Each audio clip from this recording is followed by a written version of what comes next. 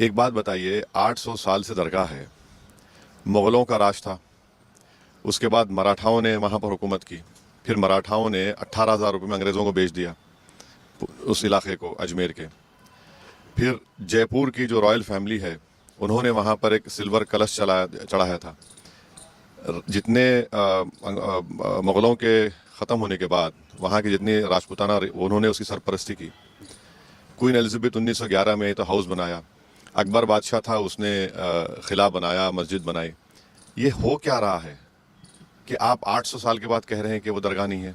All India मजलिस इत्तेहादुल मुस्लिमीन के सदर member of parliament जनाब अली असदुद्दीन ओवैसी साहब ने बहुत जबरदस्त बात की है।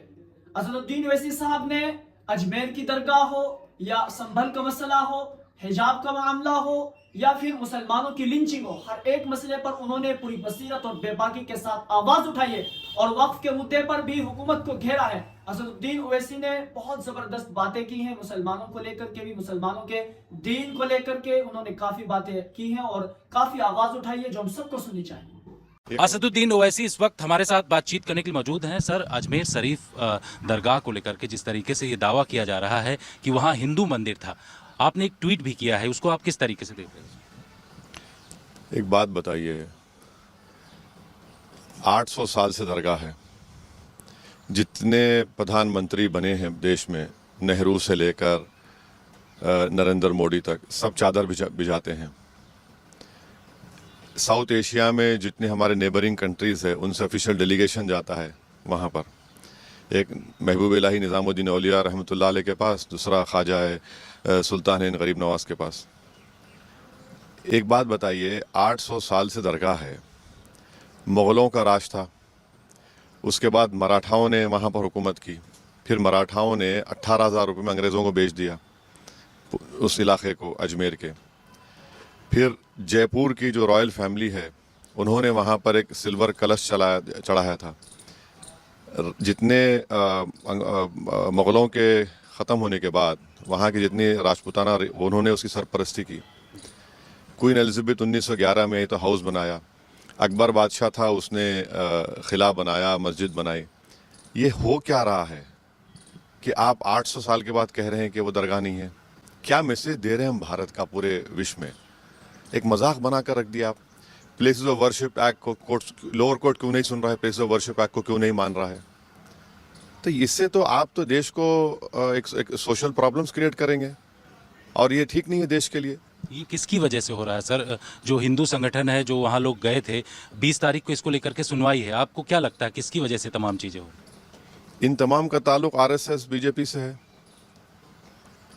अगर डायरेक्टली नहीं है तो इनडायरेक्टली है। आप क्या मैसेज देना चाह रहे हैं? आपने देख लिया संभल में क्या हुआ, 5 लोगों की मौत हो गई। ये इतनी बड़ी पुरानी दरगाह है, पूरे वर्ल्ड रिनाउंड दरगाह है ये, जहाँ पर करोड़ों लोग बिला लिहाज मज़हब मिल्लत वहाँ पर जाते हैं। उनको एक मोहब्बत है, वहाँ पर जाते हैं।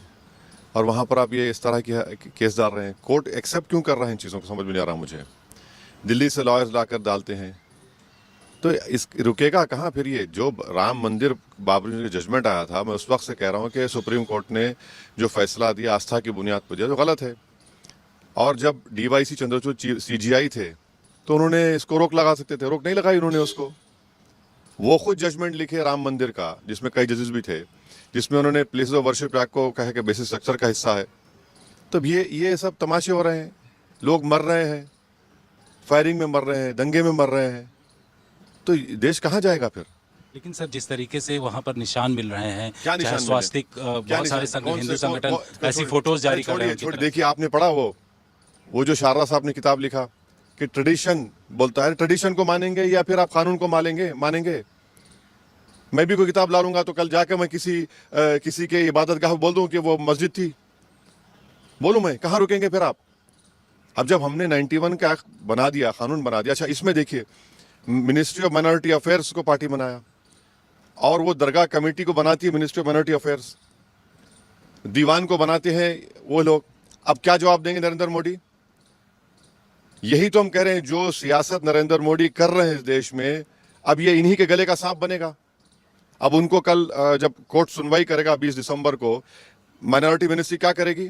किरण रिजिजू क्या जवाब देंगे? नरेंद्र मोदी की सरकार क्या जवाब देगी? वो दरगाह है, बोलेगी नहीं बोलेगी वो? ASI क्या जवाब देगा? साउथ एशिया के 2 कंट्रीज के डेलीगेशन आते हैं, चादर आती है, इंडोनेशिया, मॉरिशस, मालदीव्स, दुनिया के कोने कोने से लोग वहां पर आते हैं। इससे ये क्या भारत के हक में है? ये सब चीजें ये क्यों नहीं देख रहे हैं बीजेपी सरकार?